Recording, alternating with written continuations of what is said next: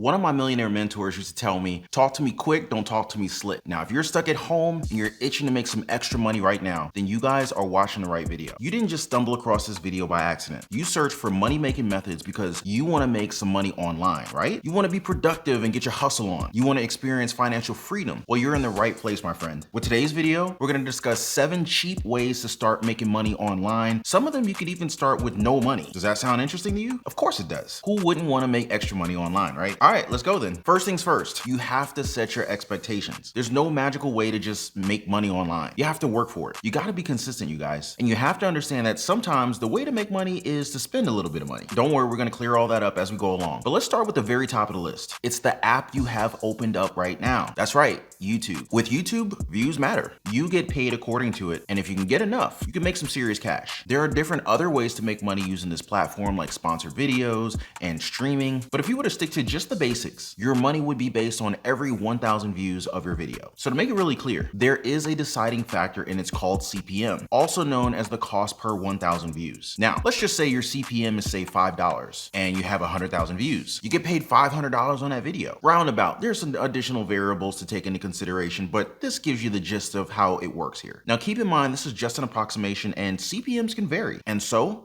can your income. Now, a quick tip I want to give you guys to try is to find your niche early on. It's best if it's something that you like or you love doing. Also, quality should be your top priority along with your consistency, so keep that in mind before starting YouTube. Okay, so next on the list is an app. Well, not just any app. They have a website too. It's called MERCARI, the selling app. You can sell pre-loved clothes, used items, gadgets, shoes, bikes, whatever you have. If you're not using it, turn it into dollars. Now imagine a garage sale on your phone. That's pretty much how it works. Well, except you have a lot more people looking at what you're selling. So guess what? There's a higher likelihood that whatever you have for sale will sell, and quickly. So basically you start off by taking a photo of your item, and I suggest you use proper lighting and take as many quality shots as you can. For example, let's just say it's a watch. Take a shot of the watch face, then the strap, turn up the resolution on your camera, take a picture of the back of the watch, take a picture of the box that the watch came in if you still have it. I mean, because think about it. The first sense that we use when we're using apps like this is our sight. So if the prospective buyer sees it and it looks good and complete, it really improves your chances of selling it. Also within the app, you need to input what it is you're selling by using the right description and adding whatever helpful details like the brand, proper category, the item's conditions. That way it's a lot easier for potential buyers to find your stuff and ultimately buy it from you. You determine the price of your item, but the app is intelligent enough to see what price would actually sell your item faster. Pretty cool, huh? Also, if you check out their site, you can also see what other items are selling as well. Gives you some idea of what other things you might be able to sell, not to mention what you might be able to sell, something that you already have in your possession. So if you have any of those items and they're just lying around the house, why not just sell them, right? Now, another method is called drop servicing. Now, this is a bit unique here. So let's paint the picture. So you look for paying customers looking for freelance services. Now,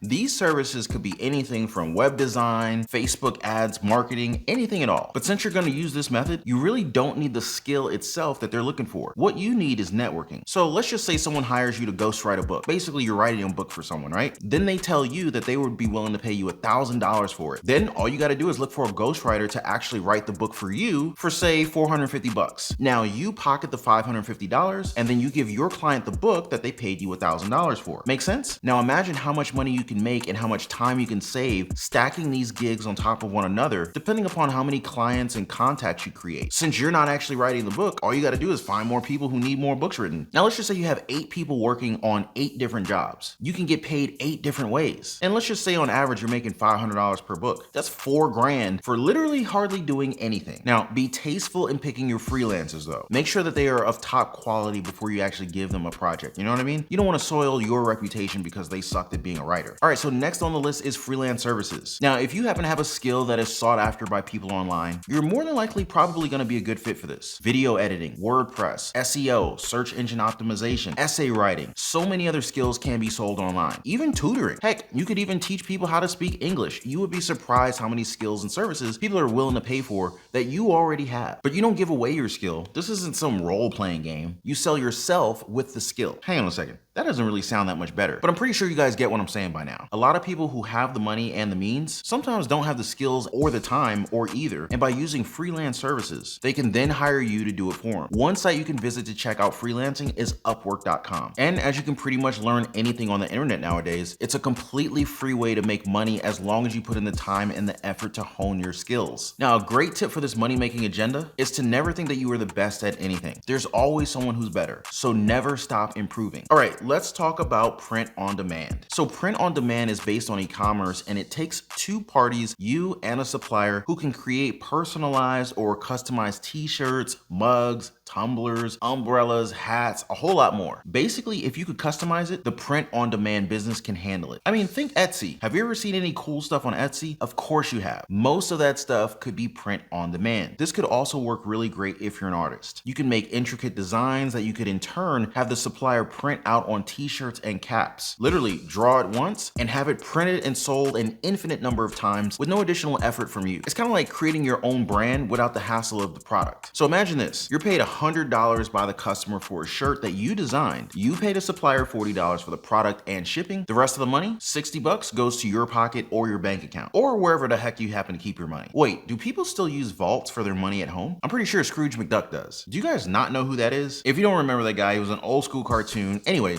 Google him. It'll make more sense to you. Now, I find this next method to be one of the smartest ones on the list. Although it may take a little bit of time for you if you don't have that much of a network, but if you do, things can take off really fast. It's called dropshipping, and it's a really simple idea to grasp. The first step will be to find suppliers of a product that you would like to sell. It's best to find them cheap, as this would increase your profits. All right, so once you find a supplier with a product that you're comfortable selling, a lot of times you can find suppliers on Alibaba, AliExpress. There's tons of different websites that you can find suppliers on. Now it's time to advertise it either on your social media, your website. In a nutshell, you just basically try to sell the product to everyone. And so you tell everyone about your website. Now the cheap factor comes into play when someone wants to buy that product from you. Let's just say you sell Bluetooth speakers, for example, right? You then have to order the product from your supplier, but the price you gave to your customer was $50. And guess what? The supplier's price per speaker is $10. So this gives you a $40 profit. And guess what? You don't even order the speakers until you made the sale. So you get the money up front from the customer, $50 to you, $10 to your supplier, send the product to your customer, you keep the 40 bucks. Wash, rinse, repeat. It's pretty simple, right? Now, while this may be a little bit of a congested market, you can gain the upper hand if you use the correct methods of advertising your products. You got search engine optimization, also known as SEO. You can reach out to influencers to help get the word out. You can put up Facebook ads. All of these things add up, and it could run you a pretty penny, to be honest with you. But if it gets more eyes on the product that you're selling, then that one-time payment to a famous TikTok user or a big YouTuber who happened to share your link could turn into thousands of orders for you. Remember guys, it has to make sense. So let's just say you're selling elbow pads because you're, in the sports niche, right? But the influencer that you pick is,